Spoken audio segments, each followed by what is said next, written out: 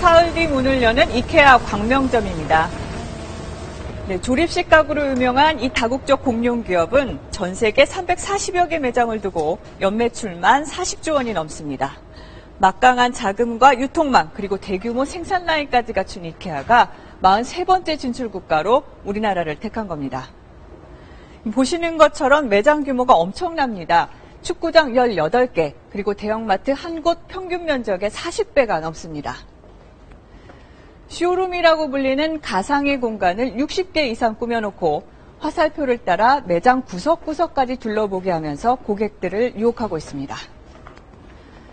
영세한 우리 가구 산업이 뿌리째 흔들릴 수 있다며 우리 가구업계가 불안에 떨고 있습니다. 서울의 대표 가구거리, 갖가지 할인에 창고 정리까지 내걸어도 손님들은 점점 줄고 있습니다. 12년째 수공예 가구점을 운영하고 있는 김모 씨도 곧 가게를 정리할 생각입니다. 물건 나가는 양은 조금 나가는 요즘 나가서 지금 맞은 게 없잖아. 그나마 또 이케아 내가 들어와서 어찌됐건. 더욱 숨막히는 건 이케아 광명점과 인접한 경기도 가구업체들입니다. 이케아의 한국 진출로 경기도의 가구 제조업체는 30에서 40%, 판매업체는 20에서 30% 매출 감소에 직면할 거라고 경기개발연구원은 예상했습니다. 실제로 가보니까 너무너무 이게 어안이 벙벙해가지고 경기도 이런 데 가구가 다 영세업체에 다 모여있거든요. 다 망합니다, 지금. 이렇게 우리 가구 산업에 큰 피해가 우려되는 이유 바로 가격 경쟁력 때문인데요. 이케아에서는 완제품이 아니라 이런 미완성의 부품 상자를 팝니다. 소비자가 직접 조립하기 때문에 가격을 낮출 수 있다는 겁니다. 일반인에게 직접 조립을 시켜봤습니다.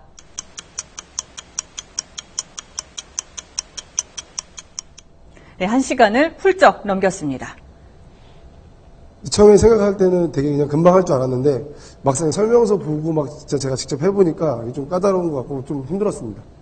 네, 한국에서 과연 이런 직접 조립 방식이 통할지 지켜볼 일입니다. 그러면 이케아의 가구 제품들 정말 착한 가격일까요? 스웨덴의 경제학자 가브리엘 툴린이 이케아의 제품들을 골라서 국가별로 가격 비교를 했었는데 이 방식에 따라 이케아의 대표 제품들의 가격을 직접 분석해봤습니다. 먼저 책장입니다.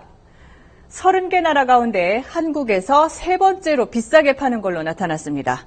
중국은 물론 우리보다 국민소득이 높은 일본보다도 훨씬 비쌉니다. 더블 침대의 순위도 높습니다. 우리나라 소비자들 세계에서 네 번째로 비싸게 삽니다. 다음 아기 침대의 경우 10위로 나타났고요. 2인용 소파는 15위로 나타났습니다. 딱 중간 수준이지만 중국이나 일본보다 역시 비쌉니다.